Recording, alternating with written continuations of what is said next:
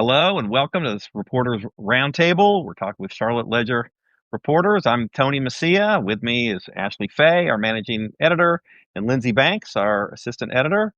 You can see Ashley there repping the Charlotte Ledger merch, which you can find. Actually, not to turn this into a sales pitch too early, but this edition of Reporters Roundtable brought to you by the Charlotte Ledger merch store, cltledger.com. We need that stocking stuffer.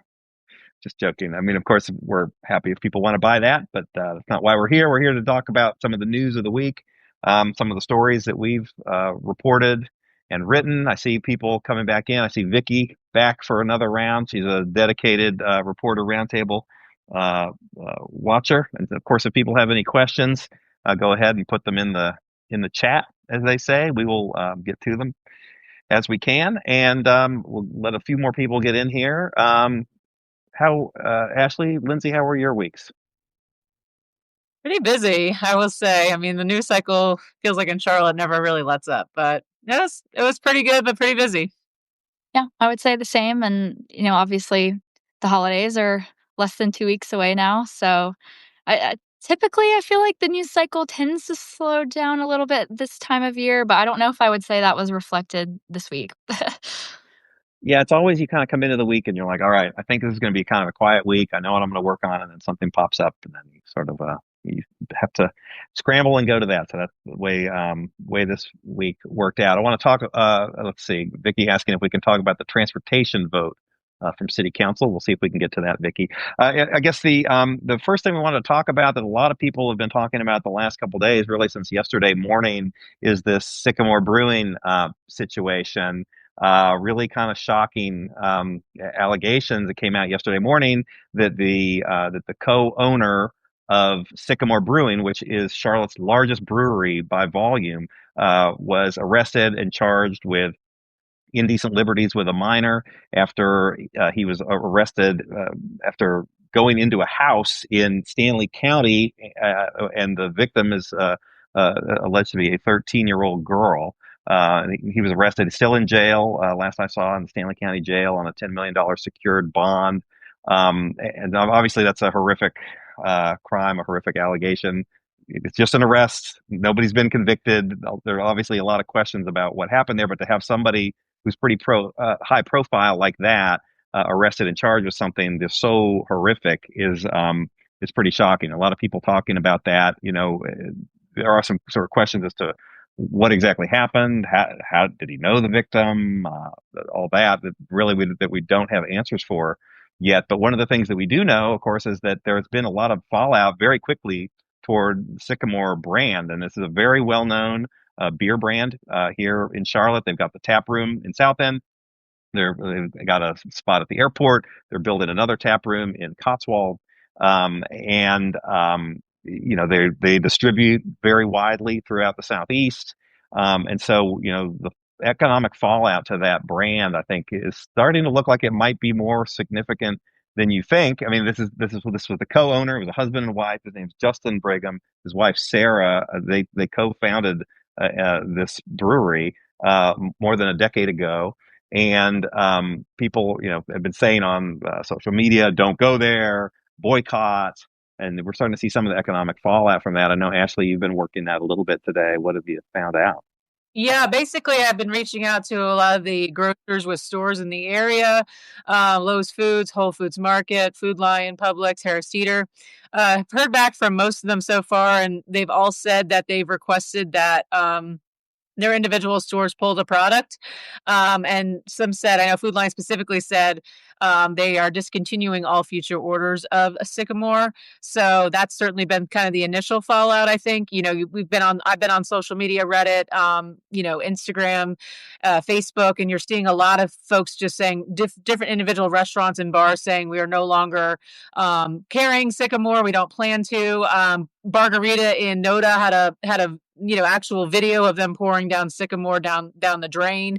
I know one bar in Wilmington, not local, of course, but on social media, they said that they would use all the remaining money spent on whatever they have left of their Sycamore products and donate it to a local rape crisis center.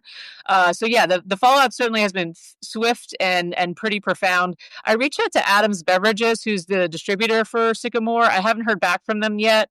As of this morning, they still had Sycamore listed on their website, but I'd be curious to see what they're kind of doing and what their next steps might be, obviously being the distributor. But yeah, to your point, Tony, I mean, this is the second largest brewery in the state, not even just the biggest in North Carolina, second largest after Highland in Asheville. They produced over 30,000 barrels last year. And to your point, they're definitely a well-known brand, a very big business here in Charlotte. Yeah, I mean, to me, I think the key is going to be what the distributors do, because if the distributors cut them off, then that's it. You know, you're not distributing. And there's not to say that that it's necessarily a permanent thing. You could see them potentially coming back, but it's like if you don't have a distributor distributing your beer, it will not get sold in any grocery store, in any bar. I mean, in North Carolina, you have to work through distributors, and so that's going to be a big question. And I know reach out to Adams Beverages. Haven't heard back, but that's going to be, I think, pretty key to seeing how they navigate this. I mean, again, it's worth pointing out. I mean, there's no allegation that this is some sort of a part of the Sycamore culture. That this is a a pretty prominent guy, like the co-owner of the brewery. But you do obviously have a lot of employees there. People who work in the tap rooms, people who work in the brewery operation. I saw that Sarah Brigham, his wife and the other co-owner, came out and said, I think is, saying, listen, he's divesting from the brewery. I am running the show. Obviously, these are terrible allegations. I can't imagine what the PR, and marketing.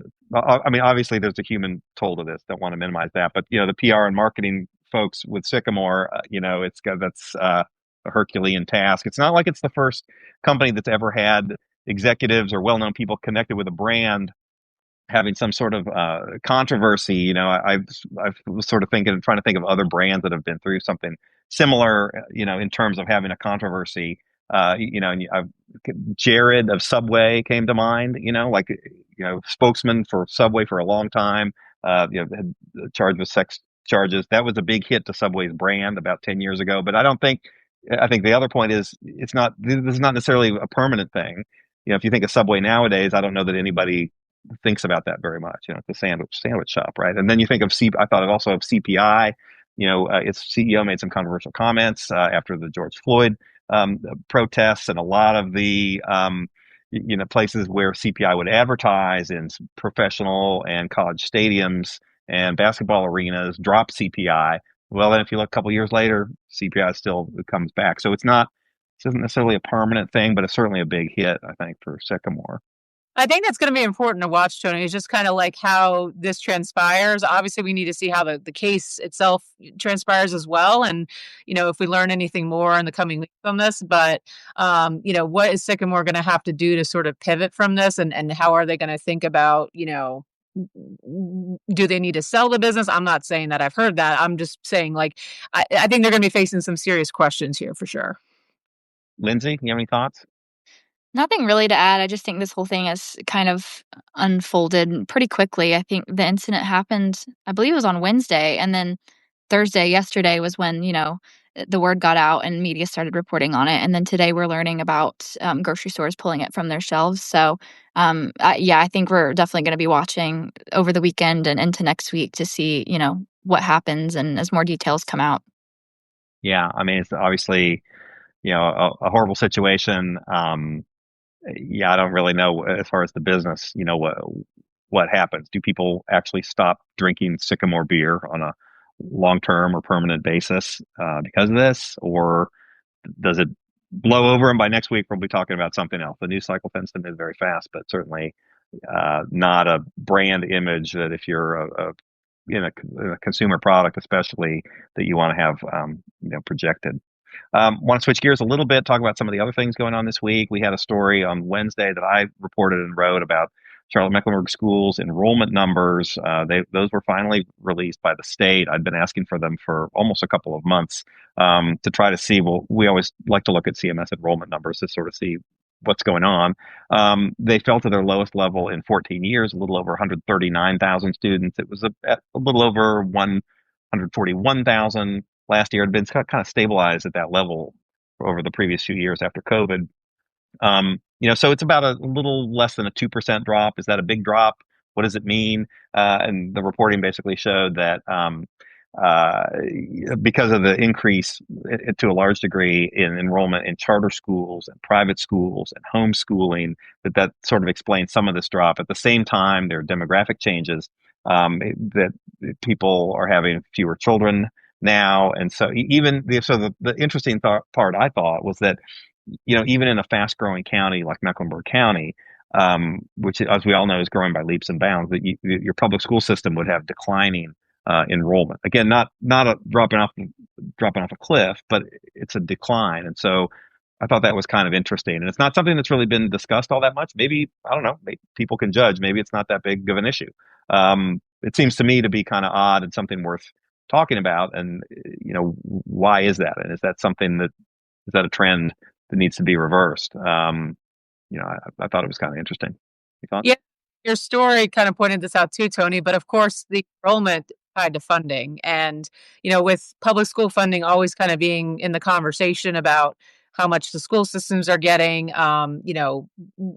You hear all the time how public schools are underfunded. I'm not making a comment on that. You just kind of hear that talked about a lot. And so, if enrollment continues to decline, and we don't know if it will or won't, does that affect how much funding CMS schools get from the state? So I do think that's a very notable point too. Yeah, I see Vicky asking a question. Are charter schools public schools? The answer is yes. Charter schools are public schools. They do receive public money, but they don't have to follow it's a different structure in terms of how they get that money and the rules that they have to follow, that sort of a thing. So, yeah, I mean, I think it's definitely worth keeping an eye on. CMS, I talked to CMS. They described it as a minor drop, a minimal drop, a slight decline. They said they'd already taken care of some of the staffing, because they have this process every fall where because as you mentioned, Ashley, the funding for public schools is tied to the enrollment, that they've already adjusted that staffing, and so they didn't foresee any problems. But certainly, I thought it was kind of interesting to see, and that's one of those sort of perennials. Every year we kind of look at that enrollment. And the other interesting part I thought was looking at some of the high school enrollment. It was the case a few years ago that Myers Park, Ardrey-Kell, and South Meck each had over 3,000 students. Now, because of the opening of Ballantyne Ridge in the Ballantyne area, the enrollment of those by design has dropped, all of them to below 3,000, except for Myers Park, which is a little over 3,000. And so, that was sort of interesting to see that some of those numbers play out. But yeah, there could be some more information, I think, coming out from CMS just on the demographic information. Did the stepped up immigration enforcement have anything to do with a drop in enrollment? I mean, the numbers were measured before the Border Patrol arrests from November. So that's going to be something to kind of keep watching. Lindsay, any thoughts? And don't I remember, I think in your reporting, CMS told you that they, just looking ahead of the projections, they're expecting it to be until maybe, is it the 2028-29 year when they might starting to see an increase in enrollment again? Was that true? That's what they said. Yeah, there was a consultant's report from last year, I believe, that said that they expect mild declines for the next few years, but then increases starting toward the end of this decade. So, you never know with projections. It's hard to predict the future. I want to talk a little bit. Ashley, you had a story this week about an art gallery in Eastover. What's going on? Yeah, so the name Coffey and Thompson didn't mean anything to me, but apparently it does to a lot of Charlotteans. They've been in business since 1946, bills itself as the first art gallery of Charlotte. Could not, independently corroborate that, but 1946, not many things in Charlotte have been around that long. So while they haven't been in Eastover since that time, I think they were once in Uptown and have been in a few other locations. Their most recent home was on Providence Road in that sort of main corridor that kind of bisects Myers Park and Eastover. I actually got a tip from a Ledger reader a few months ago on this. Basically, he told me, I put some artwork artwork commission to get framed. Never got it back. I've gone to the business. It seems like it's locked up and dark. Every time I've tried to reach out to them, I've been unsuccessful. So it's very strange. So I started looking into it, and it turns out there was a main tenant which was affiliated with Coffey and Thompson, and they actually got evicted earlier this year in September. And it turned out it was, this building was home to a lot of small businesses, a lot of artists that were sort of subleasing from the main tenant, which is Coffey and Thompson. But because that business got evicted, so did all the businesses and all the artists who were in there. And so it was a big scramble trying to get their artwork out, trying to get their inventory out. There was a photographer in there. There was a guy who does custom suits for a lot of professional athletes. Again, there was a lot of artists who many of them still haven't gotten their paintings and artwork back, which is pretty wild to think about since this happened in September. And I dug through some court filings and found out, that the trust that owns the building claims the owner owed over $360,000 in unpaid lease, rent and unpaid rent, and had been in the building illegally since her lease expired December 31st, 2024. And it went to court, and the court decided that they ruled in favor of the plaintiff, of the owner of the building. So that's when the eviction happened. But to this date, there's still a lot of questions about what happens to some of the artwork in there, and will some of these customers of Coffey and Thompson get their work back? So from what I understand, the lawyer that's representing the trust has been trying to kind of work with the individuals to go in and get and retrieve their stuff. Basically, you have to prove that you own this item, or you had something in the building. But it's a very convoluted story, and a lot of the artists I spoke with and people kind of in Charlotte's art gallery industry say, we can't believe what went on in that studio, in that gallery. We were hearing that artists weren't getting paid. I reviewed some documents that suggested certain artists didn't get paid for their work, the agreed upon commission for a sale of a painting at the gallery. So this story had a lot of layers. It was a one that took a while to kind of get through with the reporting.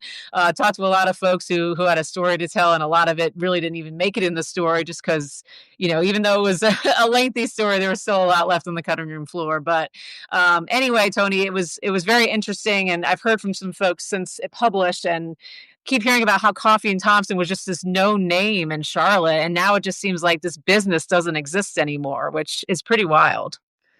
Yeah, I wasn't familiar with it either. It's not really a circle that I run in terms of high-end art and framing, but I thought it was interesting, that some people told you that it was basically, in many cases, a status thing, that they would take it there, that it was, that, oh, it's like this was framed at Coffey and Thompson. It's like, oh, okay. Yeah, one artist, one woman who had worked there, she had said that she hears from people oh, this is my Coffey and Thompson framed piece from the 60s. People just apparently know that name, and they know sort of the prestige, so to speak, that was associated with that brand for so long. Now, Paul Thompson, who was the owner of it for 67 years, he passed many years ago, and the business transferred ownership, I think around 2015, if I'm remembering correctly. But a lot of people say he was really well regarded, really well respected, the framer of Charlotte kind of thing. So they don't think his reputation's necessarily ruined, but certainly since the most recent ownership, things have maybe changed in that respect. Lindsay, is that Coffey and Thompson artwork behind you on the wall? No. They are vintage records, though. Okay, that's good to know. Well, that was an interesting story, and good job getting to the bottom of it. Those things are kind of hard. It's hard when you don't have everybody that you want to talk to available to talk to, but you can tell a story through other people and through court records and public documents, and so we do the best we can to try to unravel things, and that was I thought a really good effort. Lindsay, you had a piece today about books. What can you tell us?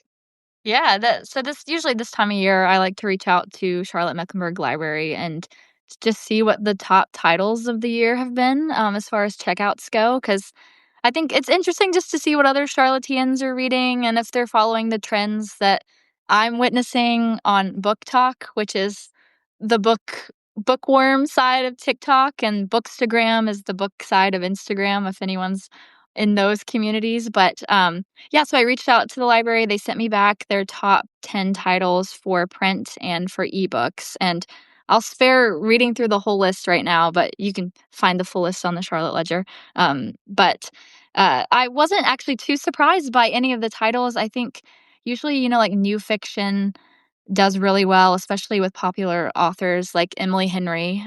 She had a new book that came out, I believe, in April of this year, if I'm remembering correctly, called Great Big Beautiful Life.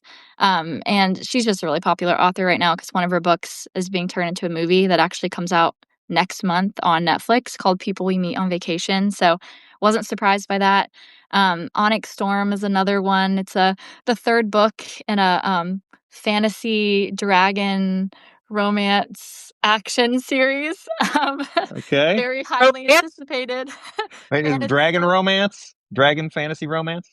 Yeah, pretty much. That's Is how it I the would categorize dragons it. that fall in love? Or... No. Well, No spoilers. No That's spoilers. there is a couple in the book that are dragons, so I guess you could yeah, you could call it. Yeah, you could say that. And then another book actually that I was surprised that's on here is Remarkably Bright Creatures. Not because it's not a good book, I've read it myself, but it's a little bit of an older book, older meaning a few years. But it was really popular, I feel like a year or two ago. So the fact that it's still on this list, I think is a testament. If you haven't read it, it's kind of follows three different characters in this one story, but one of the characters is an octopus, and it's told from his POV. So, Okay. yeah, it's a really good read. It's very different. It's a really good book, Tony. I see your skepticism, but it's great. We'll see if it winds up in my stocking. Who knows? How does how does this list compare to Book Talk and Bookagram and Booked In and BookBook? And Goodreads. Yeah. There you go. I would say it matches up pretty well, from what I was saying, being recommended.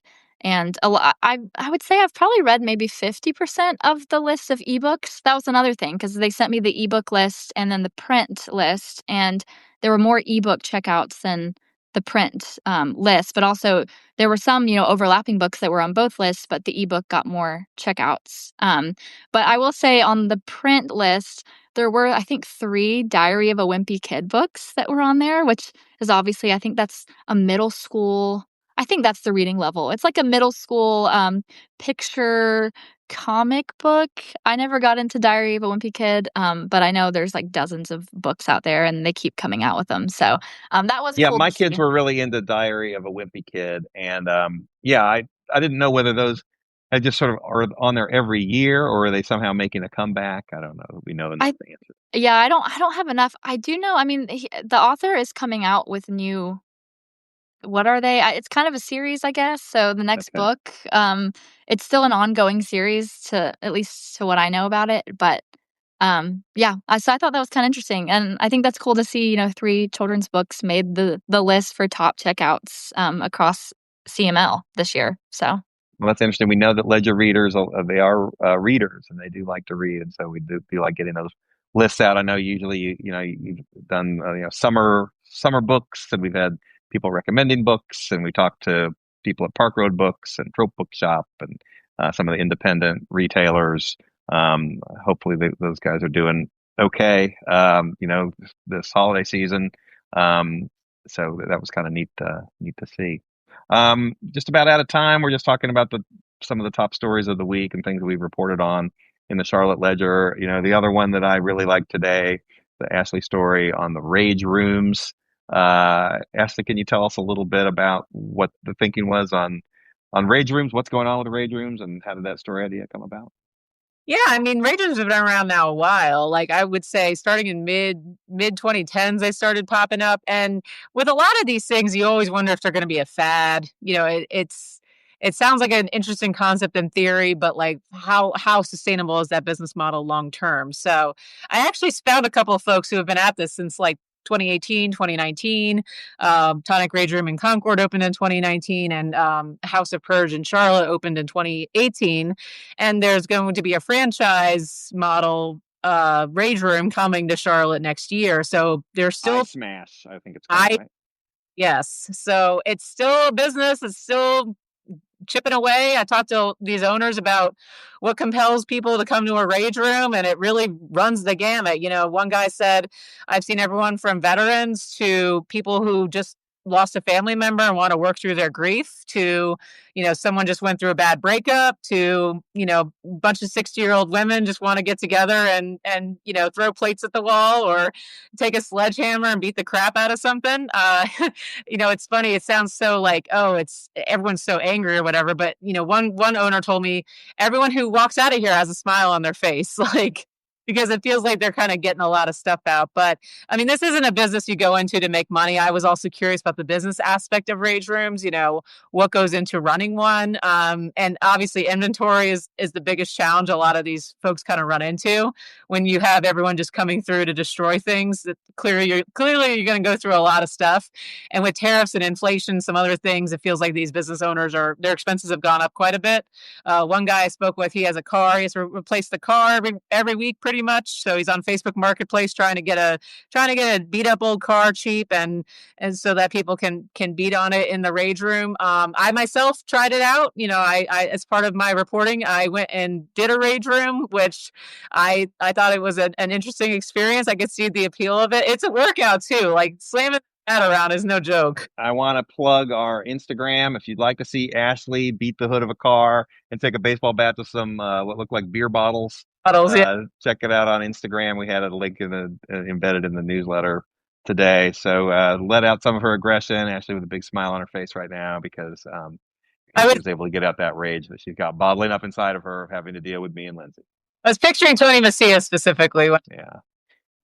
Very good. Yeah, Vicky says, sounds like it might be cheaper than her therapist. Well, that's what some people have alleged, that some people come in to either supplement their therapy with rage rooms, or sometimes I couldn't necessarily corroborate this, but some have said oh, my psychologist recommended that I go in and try a rage room out. So the sort of evidence on that's a little mixed. A lot of people say if you're facing serious anger problems, a rage room may not be the best idea. But if you're kind of approaching it as like a, stress relief or, just kind of for the fun of it. One guy was like, we are told growing up, don't paint the walls, don't break things. And it's kind of nice to be able to let those inhibitions go a bit, which a rage room kind of allows for. Well, glad you were able to check that out. And we're just about out of time, so I appreciate you all talking about the news this week. We try to do this every couple of weeks or so. This is going to be our last one of the year, but we will probably be back in January doing more of these video chats. We just think it's a nice way to kind of break down some of the things we talked about and get it to people in a different format. And so I think it's good to do. And thank you all who've been on today for joining us. And you can obviously find us on social media and of course at our newsletters at the charlotteledger.com. We've got more next week. I know of a number of stories in the works that I think are going to be pretty good stories. We're approaching obviously the Christmas holiday.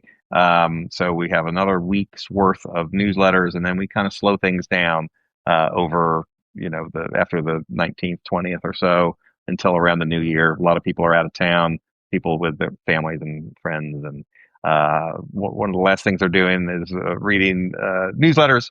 And of course, we like to spend time with our families as well. So anyway, I hope everybody has a wonderful holidays. And Ashley and Lindsay, thanks. Thank you. Thank you. Happy holidays. Bye.